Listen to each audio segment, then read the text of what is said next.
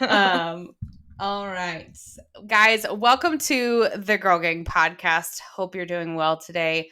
I'm Amanda Smith, your host, and today we have Krista Ripma, and I am so excited. Every time we have a guest from California, I just kind of like try to mentally put myself in California and like enjoying, life maybe by the beach, or I know it's still hot there, but it's probably cooler than here in Texas. So thanks for joining us, Krista. Thanks for having me. Yeah, So it's excited. a cool morning in California, right by the beach, and life is good. I'm happy to be here. I'm happy So it's excited. Friday. That's when we're Yes. recording this, and Yes. always happier on Fridays. I know. I a long time ago I decided, you know what? I don't want to record our podcast just any day of the week, like, and leave the calendar open. So I decided to just keep it to Fridays, because that's funny. when I'm like, you're coming down from the busy week, and like this is, in my mind, one of the low pressure things and it's just so natural, right? So I love me a good Friday podcast recording. It's always more fun. So Krista, tell us a little bit about who you are and what you do so people can get to know you a little bit. Sure, of course. Well, my name's Krista, and I am the founder of Authentic Audience. We are a digital marketing company and do all things digital marketing. So in the space of connecting you to your customers and clients, that's where we play. And I'm really big on authentic connection and building real relationships with our customers and creating powerful brands and campaigns that create more connection, engagement, art, meaningful conversation. And it's a really fun space to be right now. I feel that technology is on our side in so many ways. And I just feel really grateful to be a female business owner in this time and place, with access to these cool people and technologies all around the world. So yeah, I'm teaching courses. So if you are interested in learning how to bring marketing into your own business, or if you're just like, this is not my cup of tea, I want a strategy and I want someone to do this for me, we got you there too. So basically, wherever you're at, we will meet you there and play together if you're ready to grow. You have to be ready. But other than that, we're here. And I just love working with female business owners specifically. Yeah. But again, some of my favorite clients are just all across the board, all across different industries. And it's just a great space to be. So I am doing launch strategy most of the time, or building campaigns or teaching. So it's good. That's so exciting. So a great mix of things. So I always want to know, I think it's really easy, especially for podcasters like us. We talk about like our story and who we are, and it can just whip it off the tongue. But how did this get started? Like, what was your background? Have you always been in marketing, right? Or was it something completely different, and now your life is so different than it used to be? It's a great question, and I feel that at every point in my life, I'm lucky to say that I was doing what I wanted to be doing. I was like having my dream job at that time. I've always gone for it and taken big risks in that way. But I went to school for communications, surprise, surprise, and film.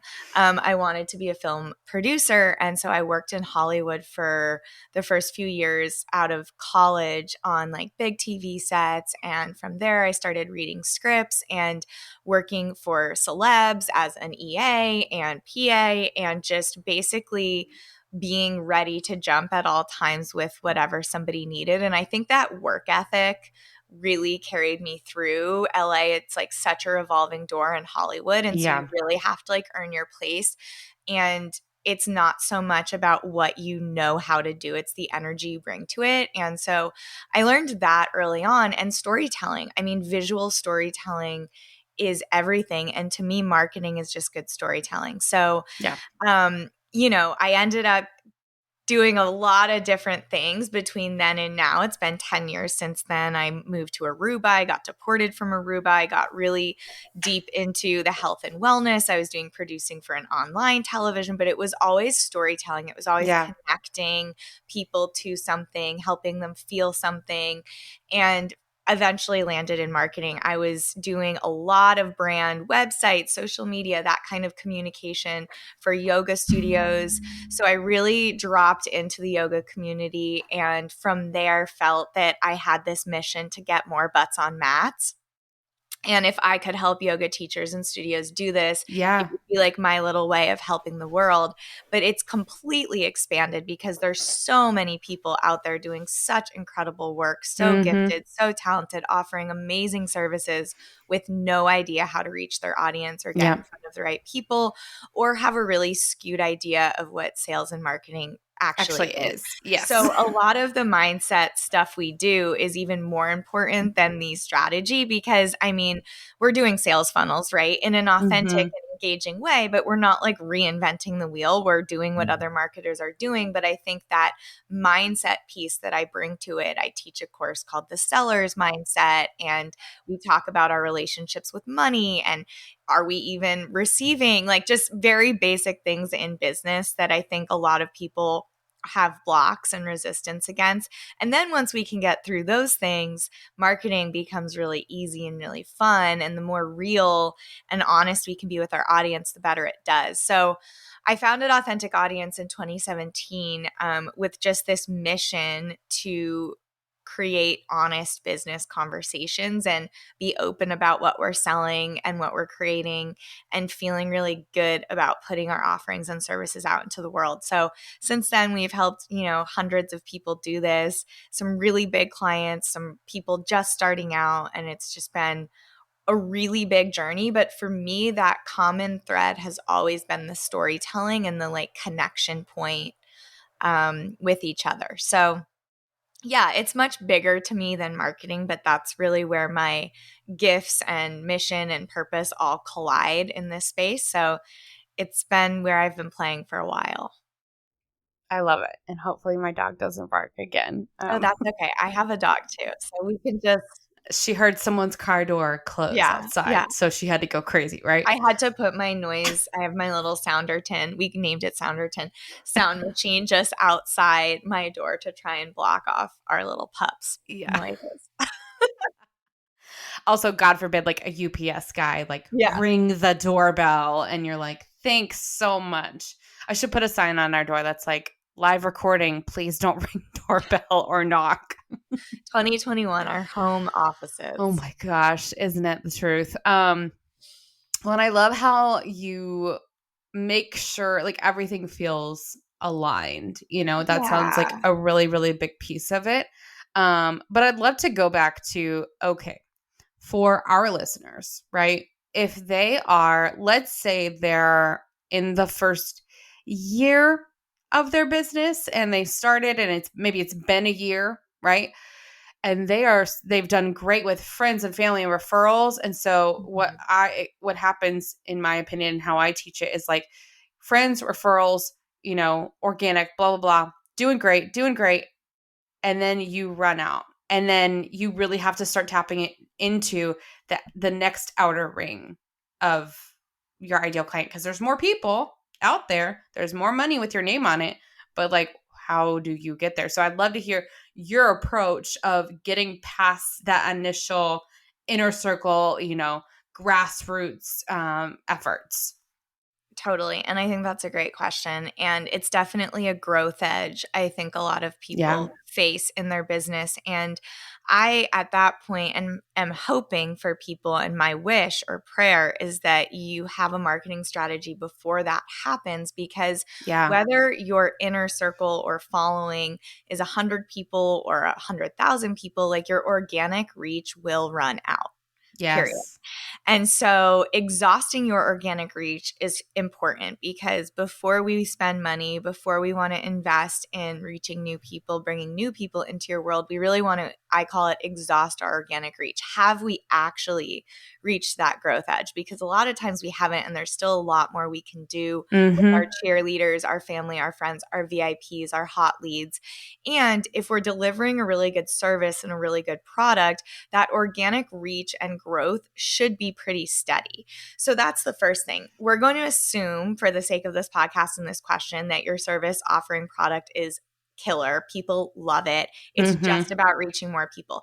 At this point, marketing and having a great strategy is crucial. And marketing can't make your product better. It can just get it in front of the right people. Correct. So if you're getting this response where, wow, this is really amazing, and you just want to bring more people into your world, I actually start with doing cold reach. So running ads, running email marketing strategies, using affiliate marketing. Like there's so many ways to reach new people. That's not the problem. It's what we do with them when we get them. Yeah. So we can help you. We are marketers through paid media, through social media. Like there's so many different ways we can bring eyes to you. That is not the problem. It's how we take care of them and nurture them when they get here. How we introduce ourselves. Do you have a welcome sequence, a warm-up campaign? I think the biggest mistake that I was going to say, do you see a common mistake? Yes. And I think the biggest mistake is going from a cold lead straight to a sales page. So this really takes away from my favorite part of marketing. So if you think about like the buyer's journey, we've got awareness, consideration, and purchase. So the biggest mistake I see is someone wanting to go from somebody who doesn't know them straight to purchase. So awareness to purchase with no consideration. And to me, that's where marketing comes into play. And it can be very intentional, very authentic, but still strategic and effective. Right. To create a campaign. Okay, somebody knows about me. I want to get them from here to here. How do I do that? What do I say to them? What do I share with them? What are the benefits to them? So answering the 4 questions: who are you? What do you do? Why does it matter? And what's in it for me, your dream client? I'm your dream client.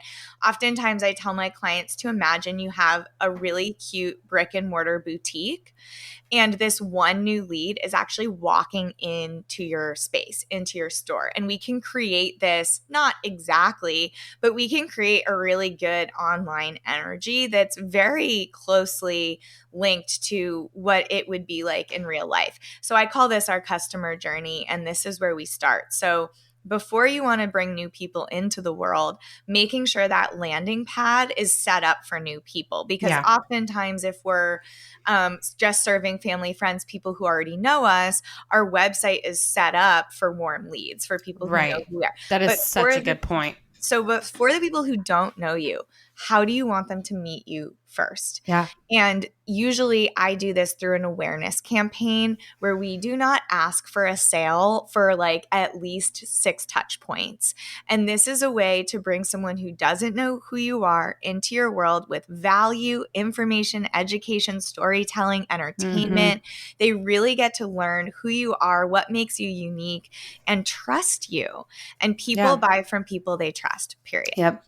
So this consideration phase is about earning the trust, and we can create campaigns via email, via paid ads, whatever you want, whatever makes sense for your business. And at this point, it's a great time to invest in a marketing strategy. To me, marketing is investing in reaching the people you want to pay you. So it's a two-way street. If you're serious about growing your business, an investment is probably going to be required at some point. And whatever your revenue goal is, my suggestion would be to invest 10% of that into marketing, whether that's working with a coach, an expert, an agency, a strategist, and then taking on some of that yourself, depending on your budget. But it's really important to set up an awareness campaign that brings leads into your world. And to get even more specific, I would do this through email opt-in. So you can actually run ads on Facebook, Instagram, Google, YouTube, LinkedIn, wherever, to a page to collect an email for something super valuable. So an email is really, really valuable. We can reach people on our email list at any time. Facebook owns our followers. We own our list. So I usually at this stage focus on helping people grow their email list through paid ads on Facebook and Instagram. And it's the cheapest way to run ads. It's the best way to get in front of people. And it's not, hey, buy this thing. It's, hey, this is something of value. I'm pretty sure this will benefit you. Have it for free in exchange for an email. And then we get to bring them into our world through this journey. And we have this opportunity for them to really consider us before we send them to a sales page. The other thing I would suggest doing is creating like a free workshop or a free seminar or something that you can drive paid traffic to that's free and then sell yourself. Like Yep. for me, I would rather have an experience where you get to have that transformation, get that real energetic sort of boost from working with me before I ask you to pay me. And it just changes the whole conversation. It really does. And emails are, I say this all the time, are currency. It is a currency. Oh my gosh, I went on kind of a rant about this week, but people think email is old school, or when they approach email marketing, they're like, yeah, let's send out this e-blast and let's send it to, like they still think of it like it's, 2002. Yeah. And so there's a lot of misconceptions there, but I want to go back because you just dropped so much knowledge. So everybody's like scribbling ferociously. But I want to go back. What if the offer is not good? And this is a really difficult thing that we find. Like we've probably had something where we tried it and like people just didn't like it. Like it wasn't good and it didn't work, right? That happened to me. So yeah, I think it happens to everybody. Like you create a product that you're like, well, I think people want this, and then it just flops and it just doesn't work or whatever. Or like, is there something to be said for like, do you need to improve your skills? Do you need to improve your education before you actually sell this thing? I think there's a lot of like toxic thought patterns going around in entrepreneurism that people are like, oh, that would be so cool if I started my own business. And then they're really not prepared to do it. And then it just sets them up for failure because they're not actually good at the thing that they're trying to do. And I know this sounds a little controversial, but I think you probably know what I'm talking about.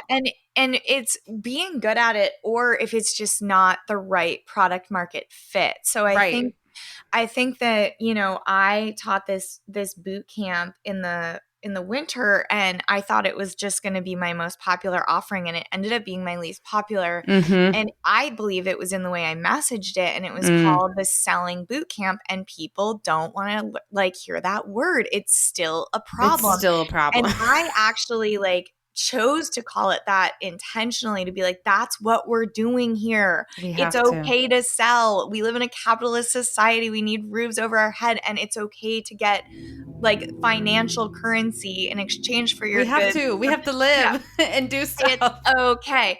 So I think, it was really interesting, but beta testers, I think, are crucial. Yes. And I am currently in a beta program right now for List Build Academy, because listen to your marketers, grow your email list. Yes. And so I've got 500 people in this beta group for 3 weeks where I'm going to take them through really valuable pieces and foundational pieces for our fall program. So whether they join or not in the fall, they're definitely going to get so much out of this. Yeah. But the beta program is a way for me to see, okay, what do they really need? And how can I curate the most amazing program that's actually going to transform their lives and businesses in the fall? And the best way to do that is get in front of them. So even from the application process, because I asked a lot of questions, because this is my beta program, I want you to show up, give me your feedback. That's what you're giving me in exchange for this incredible 3 weeks of content. Right. And the questions were so fascinating to me. I actually changed some of the topics based on their answers, because I'm like, oh, this is what I really need to focus on. I thought the biggest break in your flow for email marketing was actually something else. And across the board, 90% of people said it was consistency. So I spent the first half of my first lecture talking about how important consistency is, because that's how we earn the trust, is by showing up consistently for our people. So they know what to expect. Email marketing allows you to automate consistency. Social media is really loud. We can feel a lot of resistance to being consistent on socials, and that is a huge problem for people. So when you get to actually connect with beta users in this way. And that sounds very like official. I mean, these can just be your best friends that you're like, hey, let me Sure. take you through this They're program, guinea pigs. Exactly. That's what this is. And I think going from like 0 to 1,000 without trickling in some people that you know and trust, or offering something for free so that you can get value back in return. I don't feel like money is the only form of currency. And I love that you Mhm. said emails are currency. And I'm totally going to steal that from you because that is just so true. Yeah, I it mean, if is. you are an author or a writer or a public speaker and are looking at a book deal, the first thing they're going to ask you is how many people you have on your email list. Absolutely. I And mean, when we you're do going to brand partnerships, they're like, okay, great. You have 32,000 followers on Instagram, but what's your email list look like? What does your website traffic look like? Because people know that that is where your hot leads really are. Social Right. media to me is like a dating app where getting someone's email address is Oh, like isn't it? getting their real phone number. It's like taking Exactly. it offline, and it has a Mm-hmm. different energy to it than like a 10-second scroll versus Mm-hmm. like a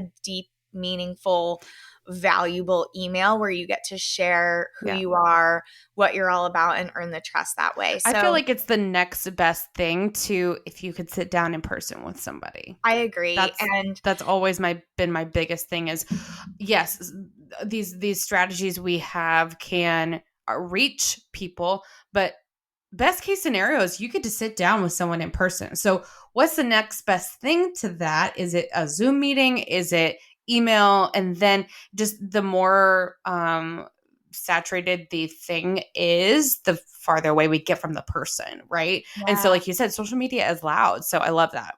Yeah, it's fun and it's a great place to be, and it hasn't changed in 25 years. Yeah. People check their email.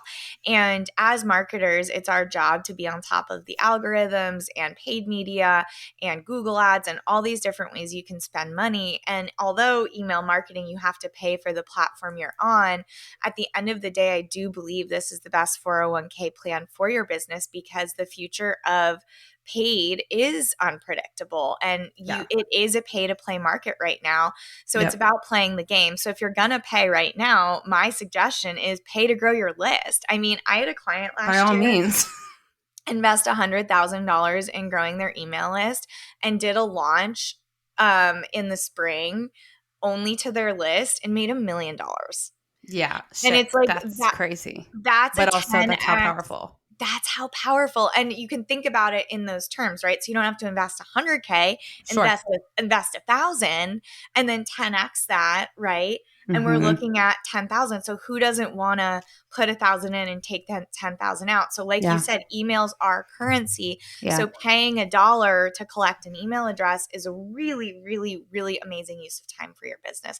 No Yeah. matter what industry, no matter the industry, it's like I an agree. email list is so valuable. I mean, why do you think, not you, but like to our listener, why do you think that like, Aerie sends you emails all the time? Like you buy something from them once, they're going to talk to you as much as possible, Yeah. right?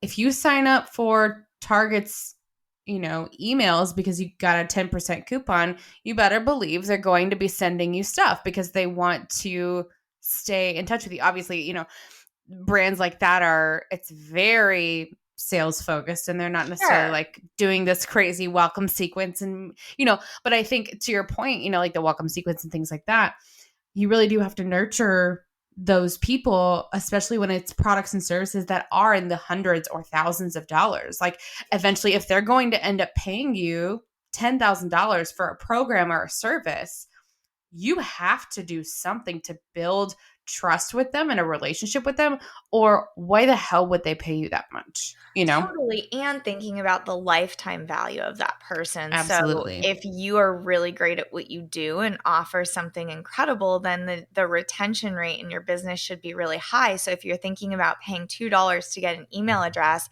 and then even if your product or service is $20, but over the next 5 years, they continue to buy it from you once a month, like that's a $10,000 lifetime customer. So Sure I is. think just really understanding what your leads are worth Mm-hmm. is a big part of the conversation. And a lot of people just don't have that. Or I'll say, what is it worth to you to have a phone call with a qualified lead? What is it worth to you to have this percentage of retention rate? And I think, brands like Target or Aerie, those are really recognizable, well-known, trustworthy brands. Yep. They have really dedicated, loyal, raving fans. Yep. And how do we create that trust, right? As smaller businesses or entrepreneurs, we have to earn it. And we don't have recognizable names like Target. So we have to show people with success stories and social proof and facts and information where we can show that, hey, we're the expert at this thing.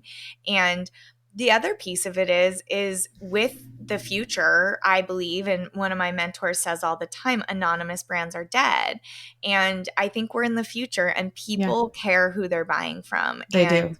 It's important to know who's on the other end of that financial exchange. And so by hiding yourself or not, stepping into the brand in that way and really owning mission, belief, cause, right? That's what gets people out of bed. That's what gets your employees moving on both sides. People buy from you because of that, and people work for you because of that. Yeah. So the more of that authentic voice you can bring in, which this welcome sequence that we're talking about is an opportunity to do that. There's so many opportunities we have to do that, but focusing on those opportunities where we can really earn the trust, in my custom sessions, I'll say, how did you hear from me?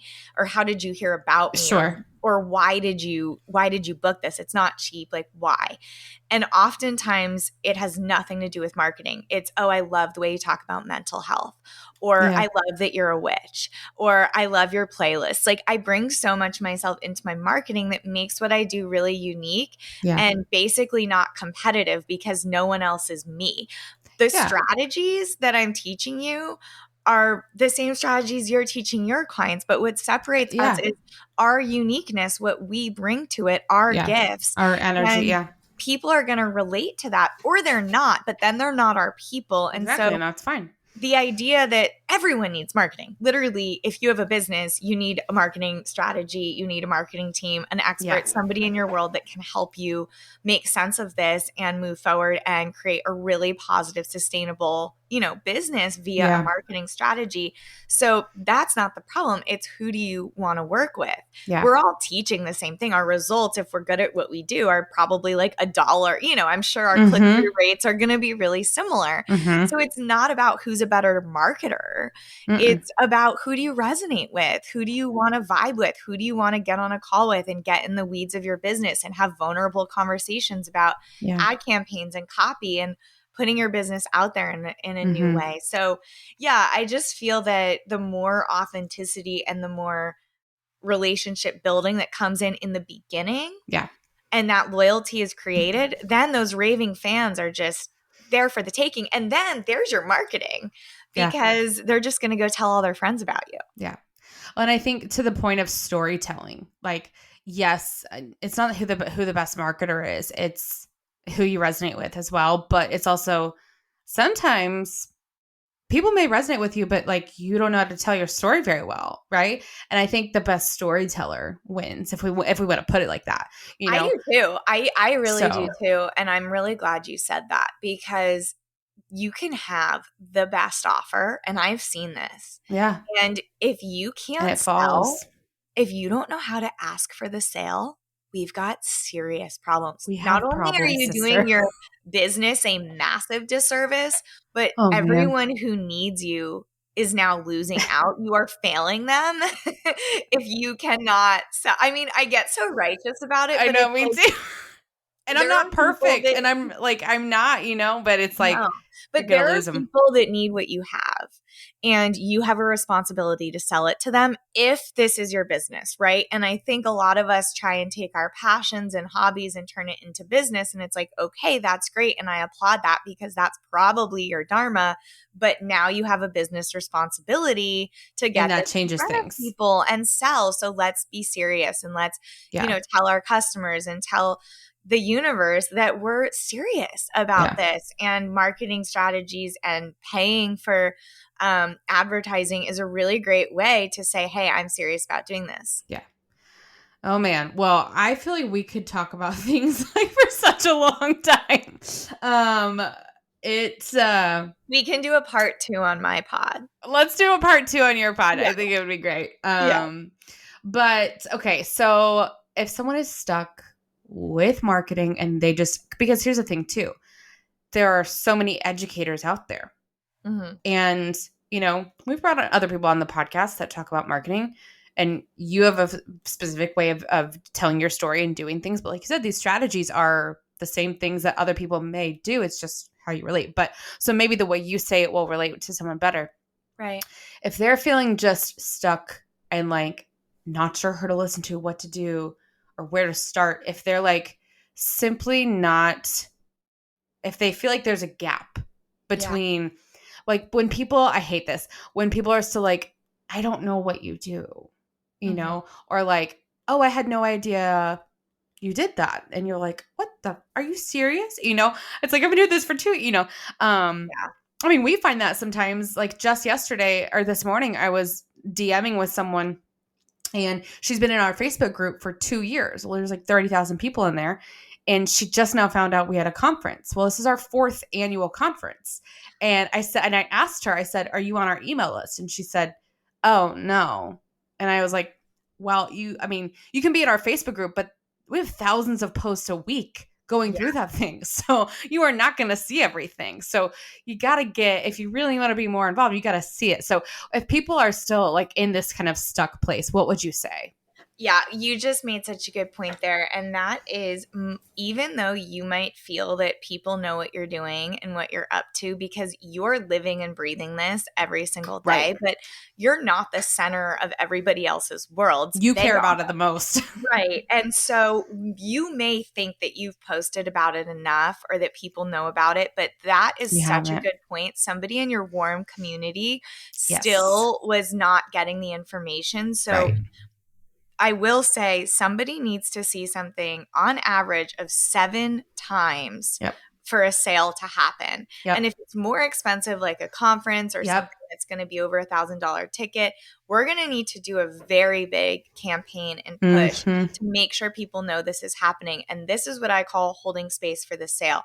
So if you're feeling stuck or feeling like, you need to take a next step in marketing, I would start by nurturing the people on your plate and exhausting your organic reach. So first of all, before you go out and find new people, let's make sure the people in your world know what is going on and know what you're up to. So warm up your audience. Again, if they haven't heard from you on email in over a year, you can create a really beautiful like warm up sequence that wakes them back up, that talks to your dream customers, and let people unsubscribe. They're not our people. They're not going to buy from us. Totally fine. Celebrate your unsubscribes.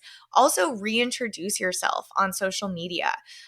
Remind people what you're doing, why you're doing it, who you're serving, and what the benefit and value is to your dream client and customer. I think so many of us are still in that old marketing of like focusing on the pain points, but every pain point has a benefit. So if you just start painting a picture of a transformation of whatever it is, whether it's e-commerce, service-based, product-based, course-based, lecture-based, whatever it is, there's a desired outcome you want for your client or customer to have. Start painting that picture for them, sharing success stories. Also, nobody knows how you're doing in business. So nobody knows if you have 5 people booked, 1 person booked, 500 people booked. Nobody knows. So holding that consistency and holding that inspiration and continuing to show up when it feels like nobody's listening, that one person that's going to find you needs to hear it today. We need to serve our people and like quiet the rest of the noise. So if you're feeling stuck right now, I would create a wake up sequence on your email list. Hopefully you have one. 3 emails that say, this is what I'm up to. Here are the benefits, and a clear call to action with some client testimonials, reviews, success stories, etc. If you're just starting out, you are a success story. Use yourself, use your hero's journey as social proof to sell whatever it is you're selling, and then reintroduce yourself on social media, create engagement that way. I think I just did a live that's saved. So I'm at Krista Ripma on IG. strategy, and it's an hour of me and my ad buyer talking about all the ways you can engage people and wake up your audience. Authentic marketing it's called All Things Authentic Marketing, and we're just so aligned on this. I love it. Yeah, it's just it's exactly what you're asking. It's like, Yeah. if you're feeling stuck and aren't ready to invest, but you want to take the next step, start working with who's on your plate. How can you take care of them? Can you reach out with a VIP code?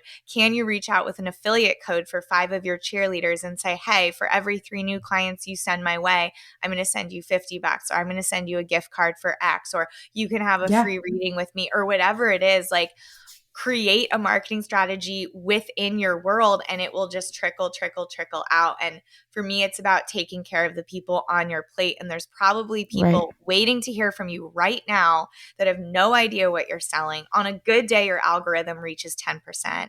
Yeah. So you've got to hold the space. You've got to share as much as possible via email, wherever your channels are, and just hold that space and stay consistently inspired. And it will just go from there. We're stepping into a big space of abundance in the fall. So I think the next 1 to 6 weeks are going to be really powerful in business. I have a feeling that's true too. The summer, I don't know if you've seen this for you, but for people in our space, my clients, even the ones that don't live in Texas, or the summer has been slow or felt slower.